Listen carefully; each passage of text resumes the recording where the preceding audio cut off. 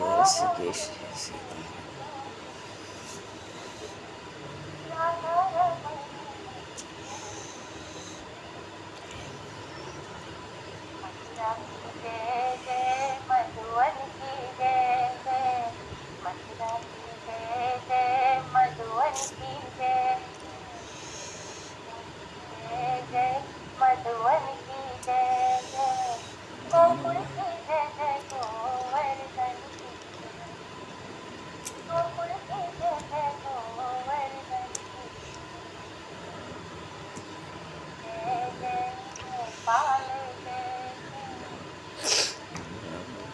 जय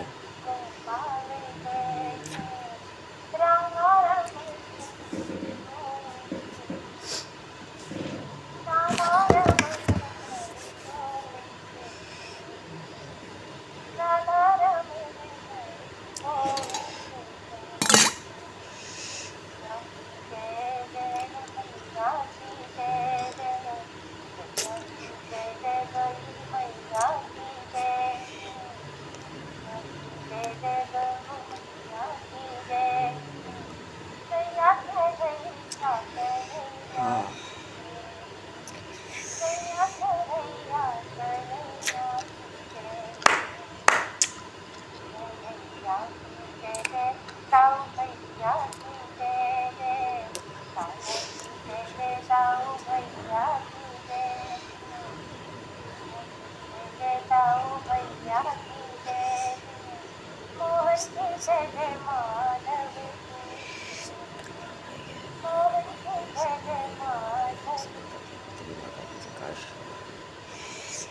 जय श्री राधे श्याम, जय जय श्री राम।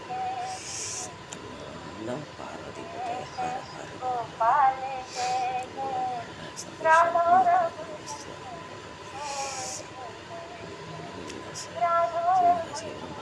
वैष्णव के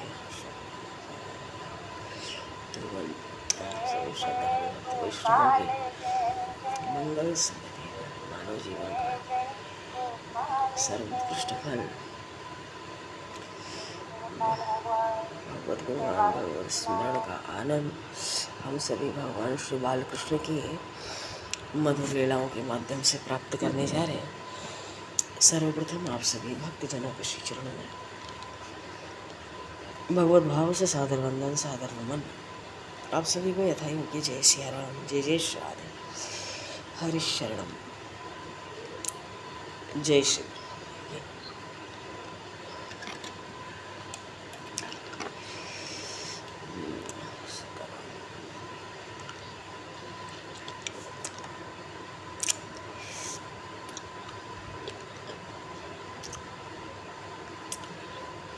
वंशी विभूषित वरा नवनीरदाभा पीताम्बराधरुणबिम्बफलाधरोष्ठा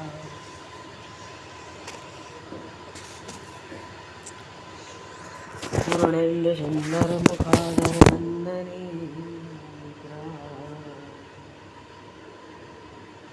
श्रुतपरम् किमपि तत्त्वमहं न जाने, कृष्णातपरं किमपि तत्त्वमहं न जाने।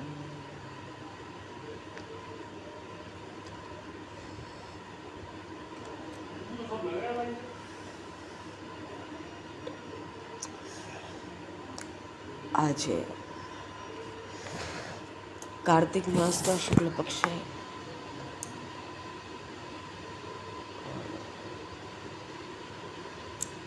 परम पवित्र नवमी तिथि है, जिसको आंवला नवमी भी कहते हैं। इस परम पावन पर्व की आंवला नवमी की सब भक्तों को, प्रेमियों को, वैष्णवों को खूब खूब मंगल बधाई और शुभकामनाएं।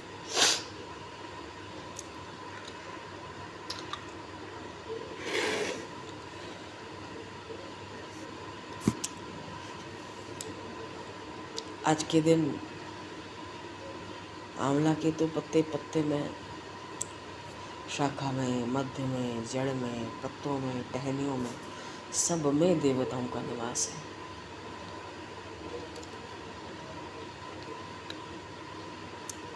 पूजन होता है, सबने पूजन किया होगा।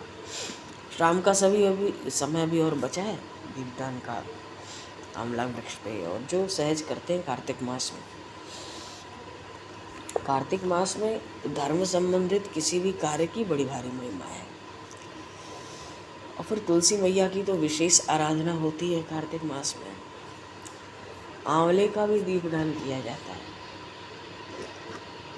आंवले के ऊपर दीपक रख के 1000 गुना ज़्यादा दीपदान का फल बढ़ जाता है। और उसके अलावा महिमा भी बहुत भारी है। अच्छा,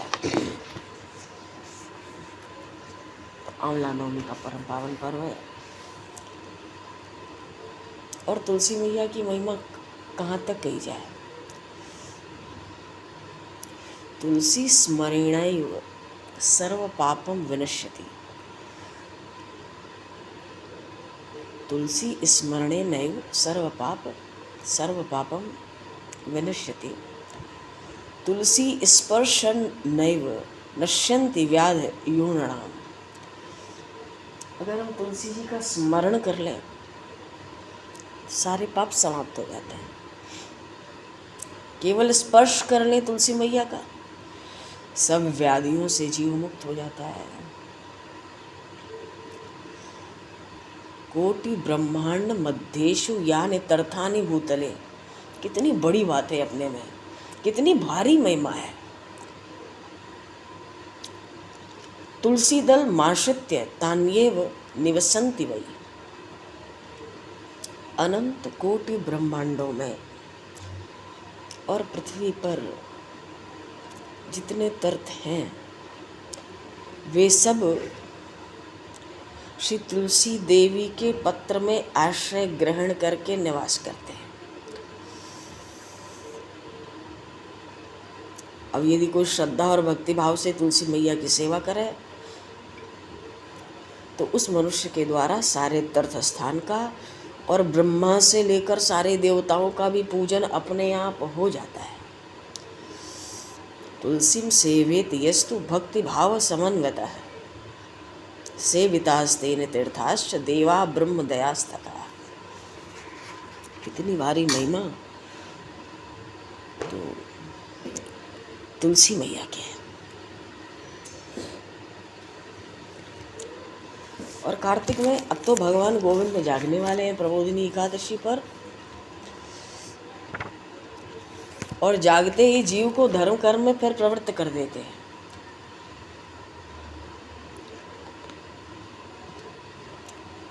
वस्तुतः समाज में एक धारणा बनी हुई रहती है कि अभी तो काम काज का समय है, भजन की फुर्सत कहाँ है, भगवान की उपासना का स्वरूप दूर है, सत्संग दूर है। जीव की तो करोड़ों जन्मों की यात्राएं हैं, जन्म जन्मांतर करोड़ों कुछ नहीं। श्रीमद् भागवत महापुराण में एक जगह भगवान श्री कृष्ण ने उद्धव जी से कहा कि जो जीव भजन करना नहीं चाहता उसके पास बहाने बहुत हैं। कैसे बहाने ये भगवान श्री कृष्ण बता रहे हैं 11 स्कंद में। बोले श्रीमद् भागवत महापुराण की जय, श्री तुलसी मैया की।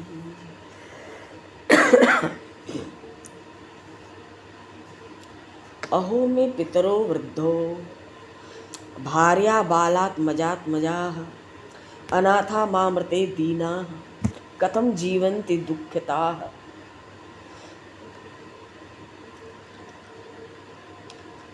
उद्धव, संसार के सुख में सुखी जीव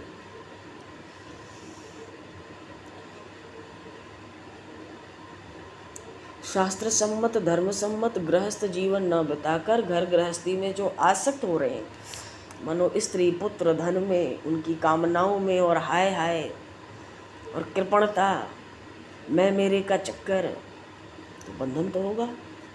वो जीव कैसे? अहो में पितरो वृद्धो। भगवान कहते हैं, वो कहते हैं हाय हाय।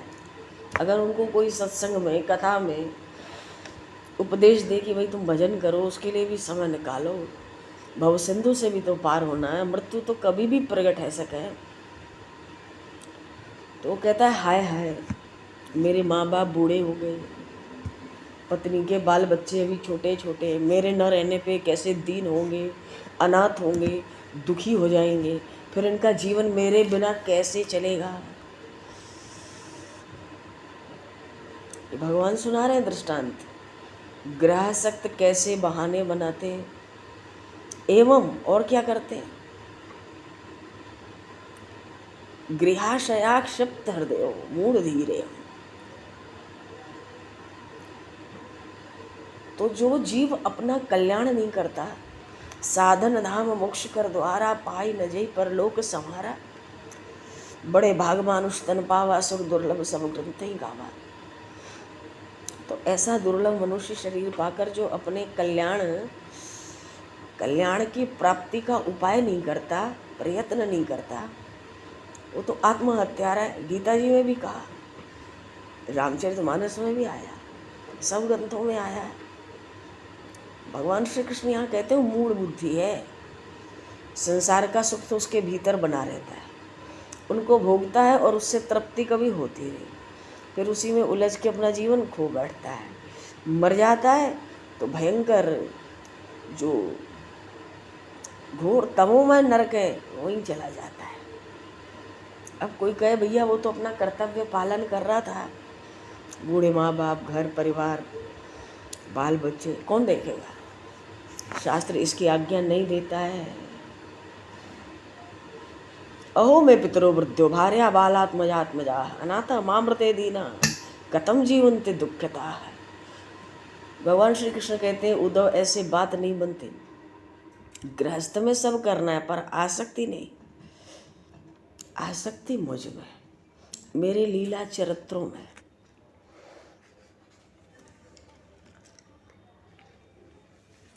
भगवान के नाम गुण कीर्तन में। मानो शरीर से संसार क्यों, शरीर प्रारब्ध के अधीन है, तुम जहां भी रहोगे प्रारब्ध छोड़ेगा नहीं। भगवान उद्धव जी से कह रहे हैं जीव को अपना कल्याण शीघ्र करना चाहिए। अच्छा पूर्व प्रसंग तो ये कि गोपाष्टमी थी और आज अक्षय नवमी है। अच्छा, गोपाष्टमी पे भगवान ने गौचारण किया। एवं विहारई कौमारई कौमारम जहतुर्व्रजे नीलायनई सेतु बंधेर मर्कटोत्पलवनादिभिः गाश्चार्यन्तो सखिभिः समम पदैर्वृंदावनम पुण्यम अतीव चक्रतो। भगवान ने हट करके कि मुझे गोपाल होना है, भगवान ने गौचारण किया। भगवान की लीला चरित्र अपने अवतार काल में दुष्टों के लिए तो भगवान का अवतार होता नहीं। हाँ, प्रभु आते हैं तो वो भी काम हो जाता है। जैसे हम बाजार जाते हैं, कुछ खास काम के लिए जाते हैं, पर जाते हैं तो दो चार चीज़ें और दिखती हैं तो उनको भी कर आते हैं। इन दुर्जनों में, दुष्टों में कहाँ सामर्थ्य है जो उस निर्गुण ब्रह्म को सगुण साकार होने पर विवश करे। वो भगवान, वो परमात्मा तो भक्ति का माधुर्य चखने के लिए ही निर्गुण से सगुण हुआ। तो वो भक्ति का माधुर्य कैसा, श्रीमद् भागवत में कहा वह गदगदा द्रवती यस्य चित्तम, ये भक्ति का माधुर्य का रुदति वितिच हसितम क्वचित् विलज्य उद्गायति नृत्यते च मद भक्ति युक्तो भुवनम पुनाते। इसलिए निरंतर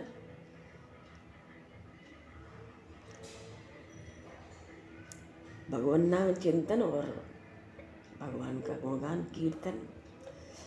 सूरदास जी ने अपने एक पद में कहा सोई रसना जो हरि गुण गावे, नैनन की छवि यह चतुरता जो मुकुंद मकरंद ही ध्यावे। निर्मल चित्तो सोई साचो कृष्ण बिना जही और न भावे। श्रवणन कीजू यही अधिकाई सुन हर कथा सुधा रस पावे।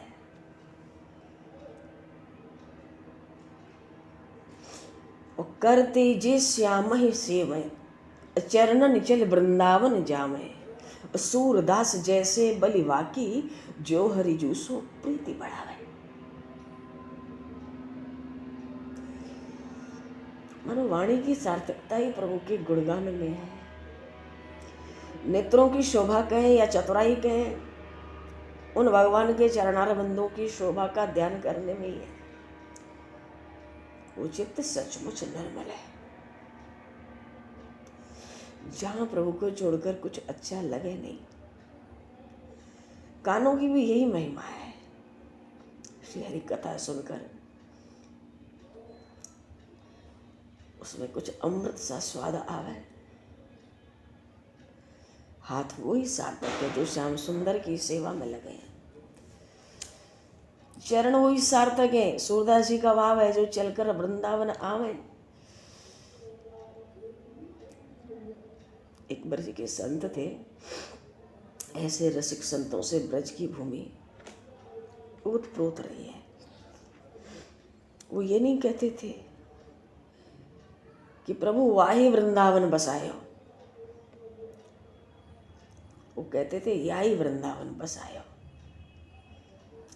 मानो अपनी वाणी में वो स्पष्ट कहते थे, जो श्री कृष्ण काल में वृंदावन होता था, आज भी वही वृंदावन है। हमें आपके काल के वृंदावन में नहीं बसना, हमें तो याही ब्रज में बसना है।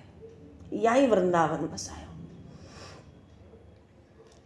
प्रभु जी बलिहारी जाऊं, बलिहारी जाऊं, मानो न्यौछावर हूं, न्यौछावर जाऊं आप पर, आप सो प्रीति बढ़ा।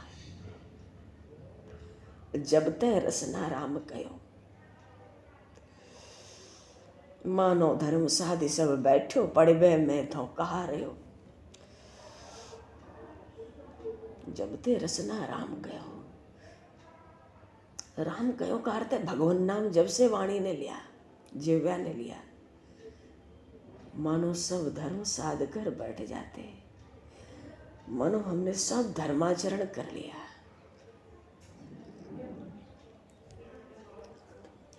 प्रसंग है, कथा प्रसंग में वस्तुतः प्रभु नंदगांव बराज रहे हैं और श्री लाडली जी बरसाना। ये माधुर्य के अतिशय विशुद्ध भगवत प्रीति के प्रसंग है। वस्तुतः पिछले कुछ दिनों में उसी की भूमिका बन है, पर अभी तक उसकी भूमिका बन नहीं पा रही है। बोली श्री राधा रानी सरकार की जय। अब जब वो कुछ प्रवेश करा में, तब तो कुछ लीला प्रकट हुआ है।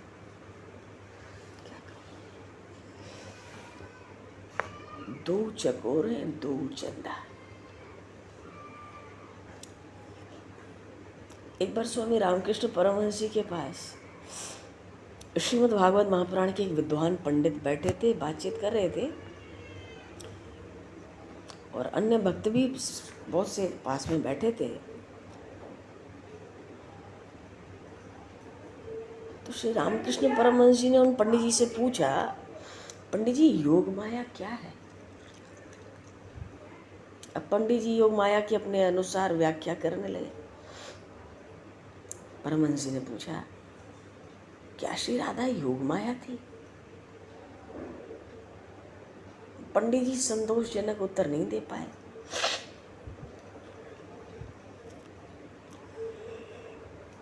तो स्वामी श्री रामकृष्ण परमहंस जी ने स्वयं बताया, देखो योग माया के भीतर तीनों गुण हैं, सत रज तम। पर श्री राधा रानी के भीतर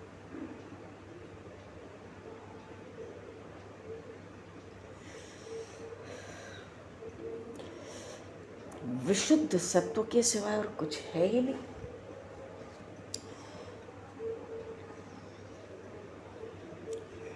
तो वही बैठा हुआ एक भक्त था, वो बोला, महाराज आप सही कह रहे हैं, हमें भी परमात्मा से कैसे प्रेम करना चाहिए, इसकी शिक्षा हमें भी राधा रानी से लेनी चाहिए।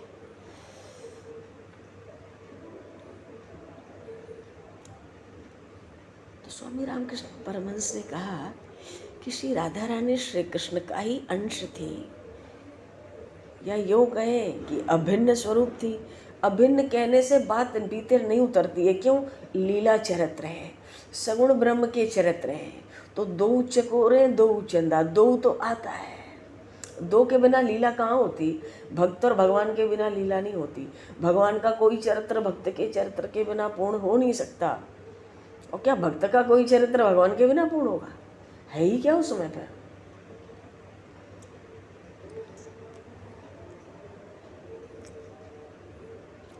तो उस समय उन्होंने एक बात कही,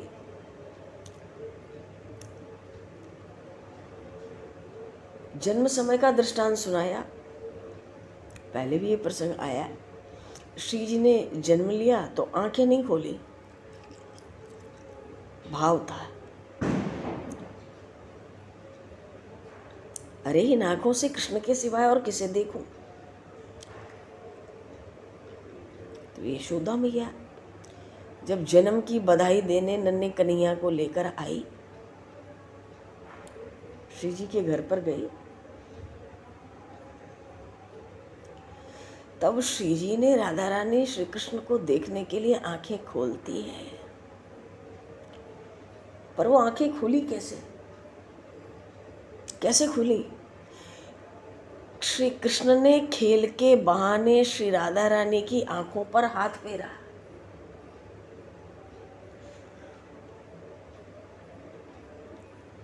आज भी प्राय हम लोग देखते होंगे, जो नवजात शिशु होते हैं उनकी आंखों पर छोटे बच्चों से हाथ फिरवाते हैं कि वो जब आंख खोले। नहीं तो संसार में तो विषय यही है। भगवान श्री राधा कृष्ण की नाम लीलाएं तो सब जानते हैं, खूब सुनते हैं। और फिर ये तो धाम महाराज साक्षात विराजमान है। और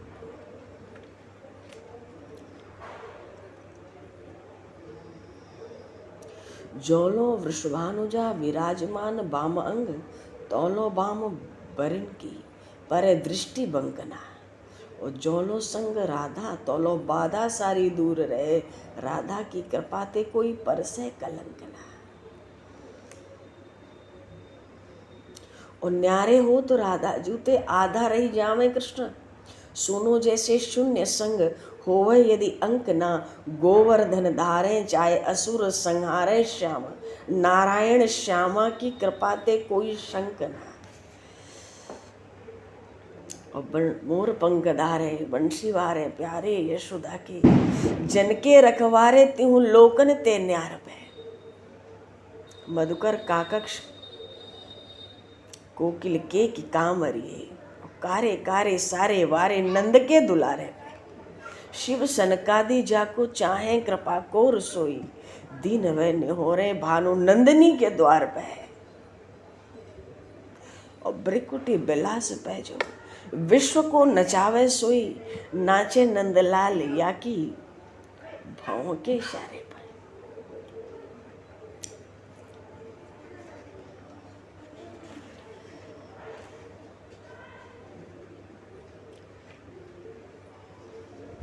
बात है कि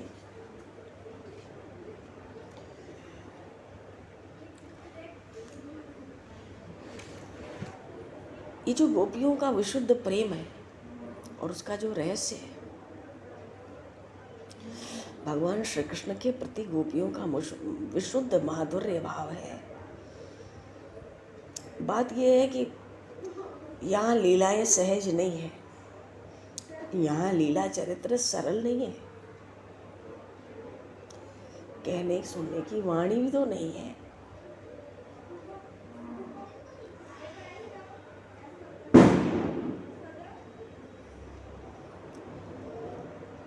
देखो जी, तत्व की दृष्टि से हम लोग कहें सुने तो बड़ा सुख मिला है,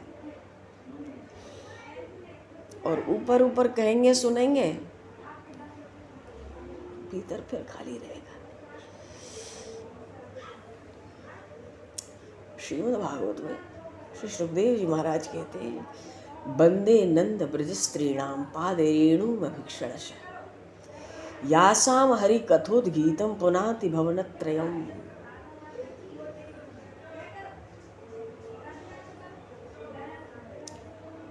सुखदेव जी बिल्कुल दिगंबर है, परमहंस चूड़ामणि है, ज्ञानियों में अग्रगण्य है, ज्ञान के समंदर है। उनको क्या पड़ी है गोपियों के चरणों की धूल मस्तक पर धारण करने की। पर सुखदेव जी महाराज कहते हैं भागवत में, नंद बाबा के ब्रज में रहने वाली गोपांगनाओं के चरण की धूल को मैं बार बार प्रणाम करता हूँ। प्रणाम नहीं करता हूँ, उसको सिर पर धारण करता हूँ। क्यों? अरे इन गोपियों ने उन श्री कृष्ण के लीला चरित्र के संबंध में जो कुछ गाया,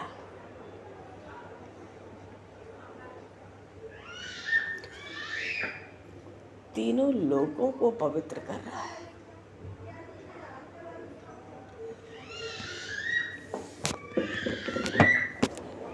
सदा सर्वदा पवित्र करता रहेगा। और जो अनंत ब्रह्मांड की महाअधिष्ठात्री भगवती लक्ष्मी है ना, इन गोपांगनाओं के चरण कमल की रज का स्पर्श करने के लिए ब्रज में आई और बेल वन में बैठ गई,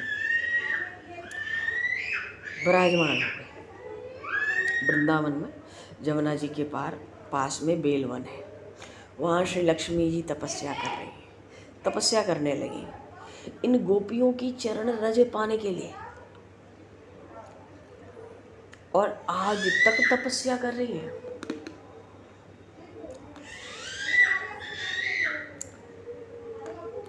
और उस तपस्या से ये जाना कि ये गोपांगनाएं तो श्री कृष्ण की सेवा कर रही हैं।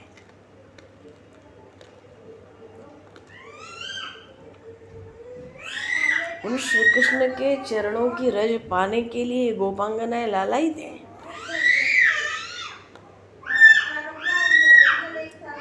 और वे श्री कृष्ण स्वयं श्री जी के चरण कमल की रज के लिए लालायित है। तो श्री लक्ष्मी जी ने सोचा मैं सीधे राधा रानी की आराधना करने लग जाऊं, तो उस आराधना में श्री कृष्ण की भी उपासना हो जाएगी और गोपियों की भी हो जाएगी। तब से श्री लक्ष्मी जी बेलवन में आके श्री राधा रानी की सेवा में लग गई।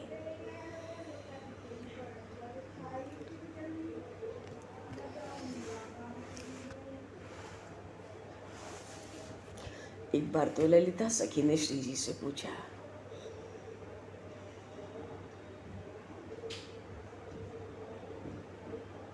एक बार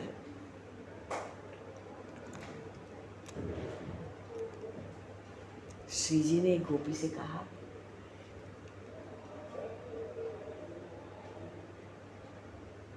कि भाई तू मेरी एक बात सुन,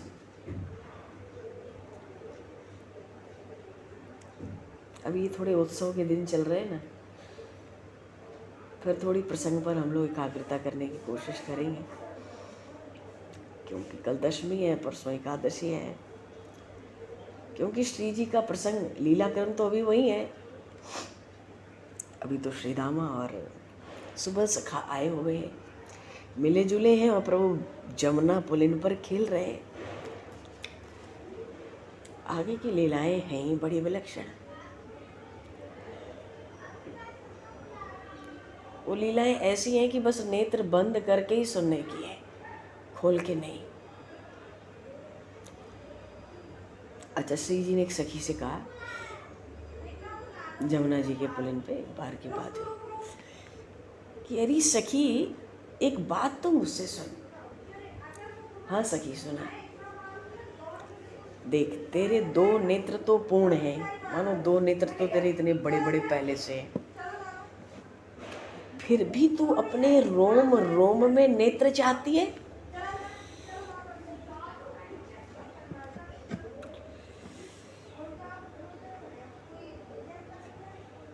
पर मुझे देख, गोपियाँ तो प्रभु के रूप माधुरी की प्यासी हैं। इनकी तृप्ति तो होती नहीं दर्शन से।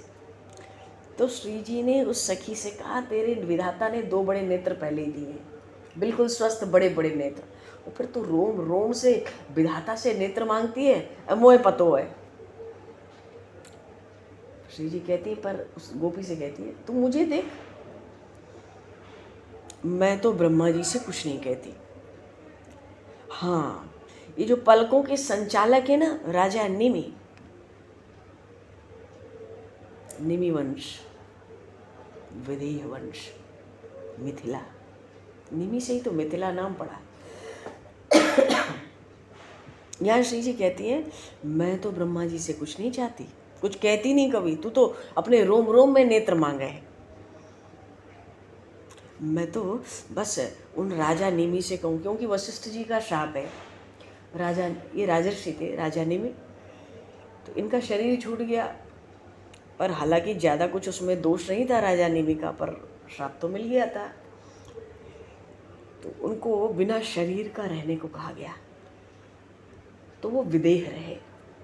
उनकी वंश परंपरा जैसे जैसे आगे बढ़ी, सब विदेह कहलाए। महाराज जनक भी विदेह राज जनक कहलाते थे। नाम तो शिरध्वज था, न विदेह था न जनक था, वो तो वंश परंपरा का नाम है जो राजा निमि से प्रारंभ हुआ। तो यहाँ पे श्री राधा रानी गोपी से कहती है, तू तो रोम रोम में अपने नेत्र चाहे, मैं तो ब्रह्मा जी से कछु ना चाहूँ। बस प्रतिदिन ये है कि ये जो पलकों के संचालक निमि है ना, इनको कोसा करूँ, इनको मैं भला बुरा कहूँ। क्यों? अरे जब 2 ही नेत्र देने थे तो ठीक से दे देते, ठीक से काटते, कहीं ढंग से रह लेते। ये थोड़ा नेत्रों के ढंग से रहने का अर्थ है, श्री जी का कहने का भाव है कि कम से कम ये बीच में पलकें तो न गिरती बार बार। तो ये 2 नेत्र ही बहुत थे, हम तो इनसे ही उन मनमोहन को बड़े उत्साह से भरकर देखती ही रहती।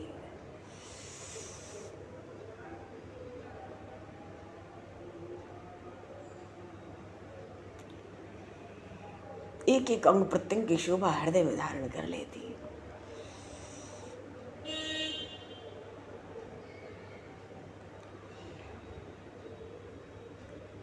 तो वो सखी क्या कहती है श्री जी से,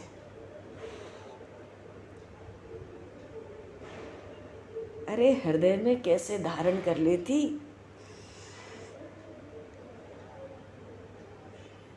हृदय के द्वारा ही तो काम पड़ा है, ऐसे वैसे नहीं है वो। बोलिए श्री नंद नंदन श्याम सुंदर भगवान की।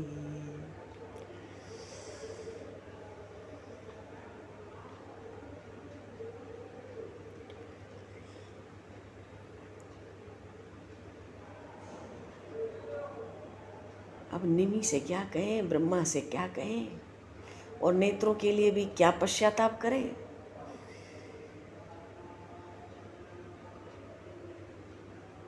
इतना होने पर भी, भाव ये, इतना होने पर भी ये गोपियां अपने को श्री कृष्ण का प्रेमी भी नहीं कह पाती है। जो विशुद्ध प्रेम श्री कृष्ण के प्रति होना चाहिए वो है नहीं।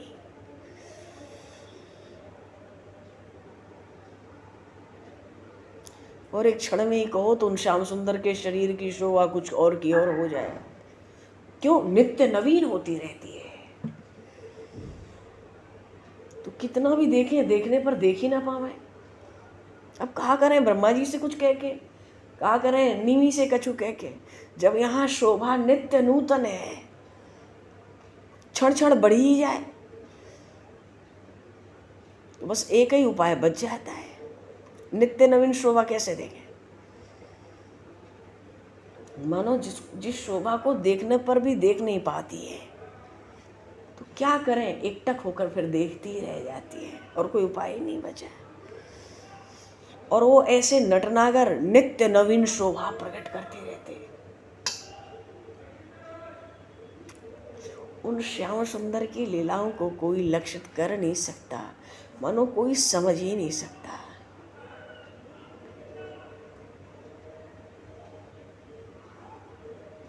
स्वयं ही शत्रुता बढ़ाते हैं।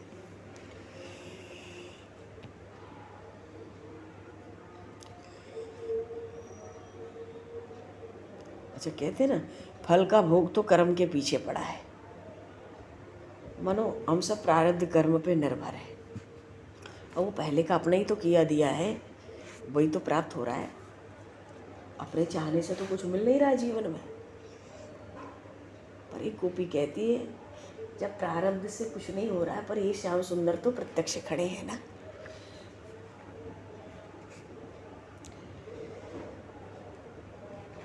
कोई तो बतावे। वो गोपी, वो सखी, सब सखियों से कहती है, ये श्याम सुंदर दो प्रत्यक्ष खड़े हैं, मुझे बताओ इनके श्री अंग के कौन से अंग किस प्रकार से किसने पाए।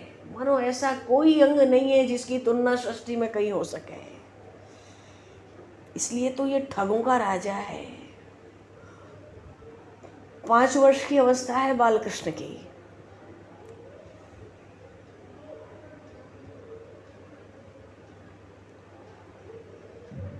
अब इन छोटे छोटे नेत्र के पात्रों में कोई क्या ले लेगा।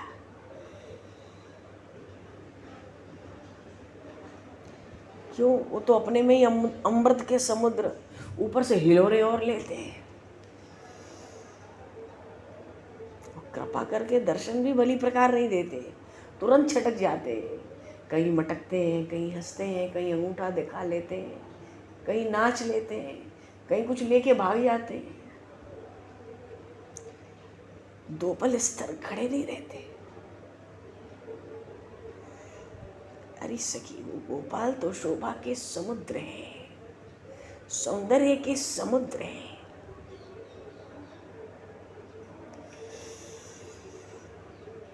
वहां कुछ कमी नहीं है। पर गोपियां आपस में कहती हैं, पर क्या कहें, मिलता तो वही है ना जो ललाट में लिखा होता है।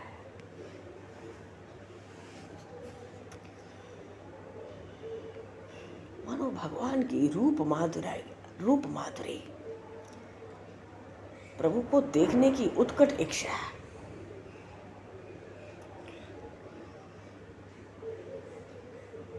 कितना श्रम करके थक गई, दिखाई नहीं पड़ती।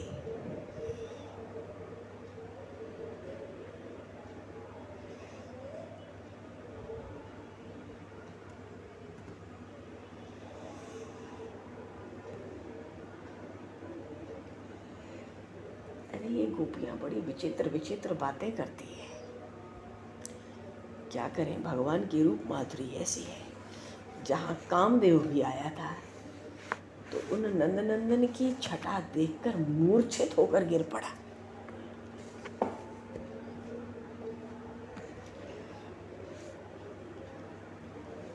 होश नहीं है उस रूप माधुरी को देखकर। क्या देखा था कामदेव ने। दाहिने हाथ में बांसुरी लिए, चरणों में नूपुर, भुजाओं में बाजूबंद। बायां हाथ श्री जी के कंधे पर, और श्री जी के दाहिने हाथ में कमल, बड़ा विलक्षण। मुकुट की लटकन श्री जी की ओर है, मोर पंखी, अद्भुत विलक्षण तेज का पीतांबर, लाल लाल कचली बांधी पीली धोती पर। ऐसे सुकुमार चरण श्री जी ने नीलांबर धारण कर रखा है।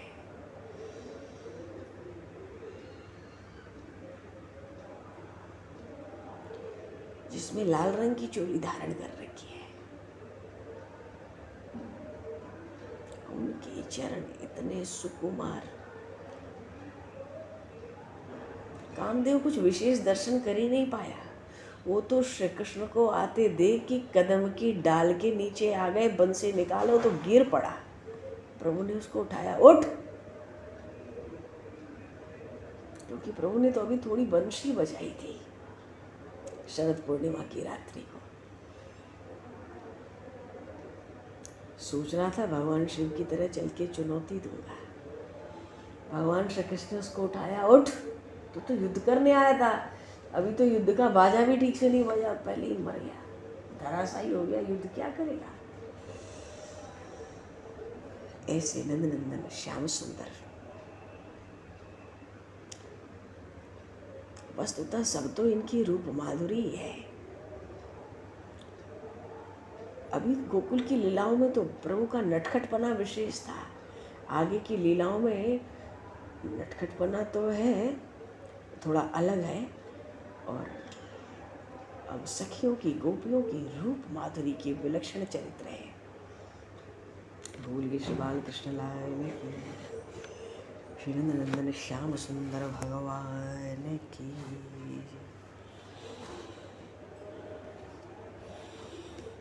जय राधा वृषभानु कुमारी नंद लाल की प्यारी। और पीत बसन रंग गौर बदन तुम सुंदर गोप के नारी। और गोपिन में तो सबसे सुंदर, घर घर की तो प्यारी। रूप निहारे मातु यशोदा, तुम पर हो बलिहारी। जय राधा वृषभानु कुमारी नंद लाल की प्यारी। श्री जी आने वाली हैं बिना बताए। दोनों भाई श्रीरामा और सुबल उनको मैया से बिना पूछे कहे सुने सुबह उठते खेलने के लिए नंदगांव ला रहे, अपने सखा के साथ खिलाने के लिए। और श्री जी का क्या है, चल पड़ी, मैया को पता ही नहीं। दोपहर के बाद आती हैं भाइयों के साथ घूम टहल के, मैया को पता ही नहीं। जय राधा वृषभानु दुलारी। बोलिए श्री नंदन श्याम सुंदर भगवान की जय। श्री जुगल सरकार की जय। श्री वृंदावन प्रेम धाम की जय। श्री जमुना रस रानी की जय। श्री तुलसी मैया की जय। श्री वृंदावन रज रानी की जय। श्री कृष्ण चंद्र भगवान, श्री गौरी शंकर भगवान की जय। श्री हनुमान जी महाराज की जय। सब संतन की जय, सब भक्तन की जय, सब गुरुदेव भगवान की जय। भगवान समय को दृष्टिगत करते हुए आवाज यही भगवान को विराम दिया जाए। कल के लिए एक काम है। क्या है कल?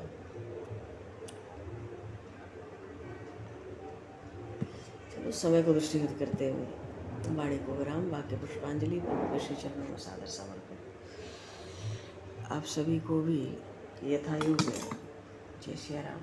कल एक काम ये करना है कि एक तुलसी का काष्ठ लेकर सूखा, छोटा बड़ा कुछ भी, जो हाथ की उंगलियों में पकड़ा जा सके, उसको घी में बढ़िया डुबोकर उसको प्रज्वलित करके भगवान की आरती उतारनी है। कल कार्तिक मास का शुक्ल पक्ष की 10वीं तिथि है, परसों प्रबोधनी एकादशी है।